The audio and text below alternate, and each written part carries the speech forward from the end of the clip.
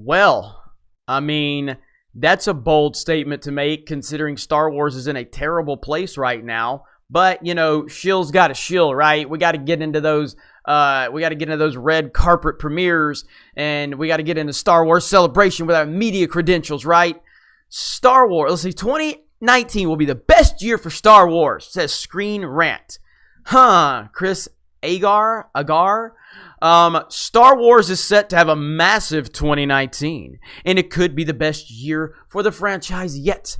Most fans of the galaxy far, far away know the past 12 months were a little tumultuous for Lucasfilm's prized possession. The Last Jedi, while a critical darling that grossed $1.3 billion worldwide, spawned increasingly toxic discussions that I have no voice left right now. Toxic discussions that split viewers right down the middle.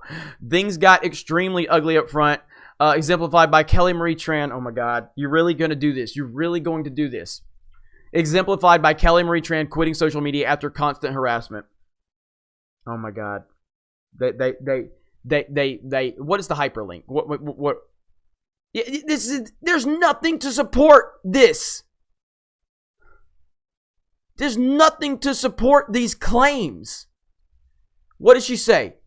She said, I felt like I wanted to write something that was honest, that truly came from me. I don't know if I'll ever come back. I think that there are, just like anything else, really good and really bad things that come from anything. That has nothing to do with you claiming it's harassment. Nothing. Oh my God, man. They're actually referencing the Down with Disney's treatment of Star Wars and its fanboys. That page had like 76 likes. These people are absolutely crazy. These people are absolutely crazy. I have no respect for this article whatsoever because you referenced this non-story that has not been proven by any facts whatsoever. But you want to use this because it fits your narrative, even if it's not true. There's no proof whatsoever that this happened. But you're running with it because you need to get into those red carpet premieres.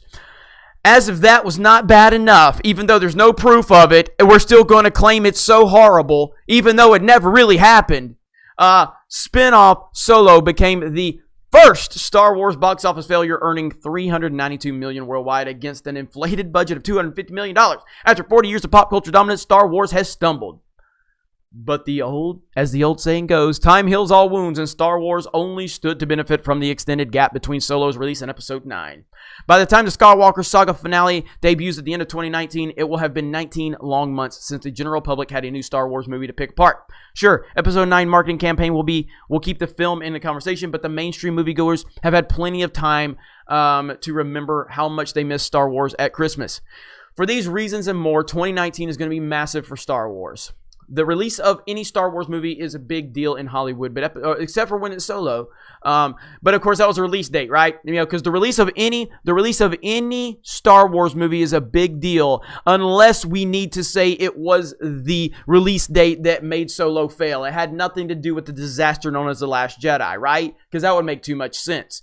But Episode 9 is arguably the closest we're going to get to an event comparable to The Force Awakens. While Lucasfilm has plenty of more Star Wars films planned for the 2020s, the latest from director J.J. Abrams marks a very special occasion, capping off the third trilogy of the legendary Skywalker saga. Episode 9 is billed as the final installment of that narrative, meaning that from a certain point of view, this is the end. And with the power of the Disney promotional machine behind them, Lucasfilm is going to play that up for maximum effect.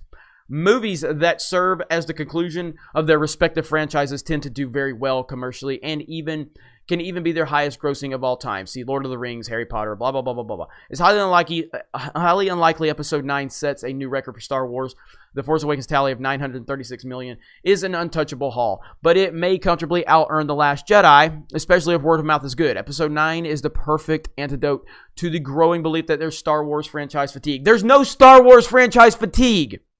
There is the fact that there are people running Star Wars that know nothing about Star Wars and they have no interest in Star Wars whatsoever. There is no Star Wars fatigue. There is social justice fatigue because people are tired of identity politics in their movies. They are tired of political agendas. They are tired of people that don't care about Star Wars having control over the narrative of Star Wars. That is the problem. Not only is it still more than 11 months away, it is also possible to look at this as just another Star Wars film. Or it's impossible to look at this as just another Star Wars film. This isn't some standalone spinoff chronicling the origins of a famous character. All right, first of all, there is so... Like, the interest for episode 9 is not there. This person is trying to act like it's there. I'm not going to continue fuck this article. You referenced the Kelly Marie Tran story that has never been confirmed by any proof whatsoever.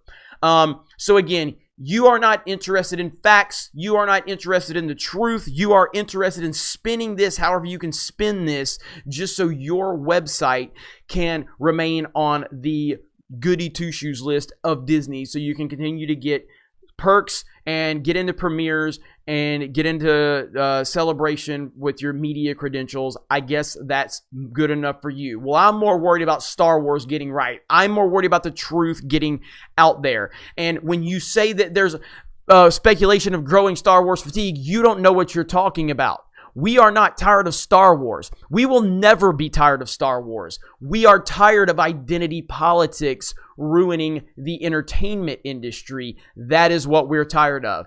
And that is why we continue to make videos every single day. That is why we rip apart stupid articles like this that are point blank taking a story that has not been confirmed with no proof whatsoever and using it to act like there's something wrong. There is no truth whatsoever to the things you are saying. So 2019 will possibly be the best year for Star Wars because it will finally be the year that we get Star Wars back to what it should be when this ultimately underperforms at the box office and Disney is finally faced with the truth, the reality that we do not want your version of Star Woke Wars. We don't want it. So get rid of Kathleen Kennedy, get rid of the story group, get rid of all of the people that have poisoned Star Wars with identity politics, and find some people that care about this for what it is, a wonderful galaxy far, far away that has impacted all of us in different ways, and we are so tired of it being raped and sodomized by your unbelievable team of social justice warriors. You guys have a great day. We will talk to you later.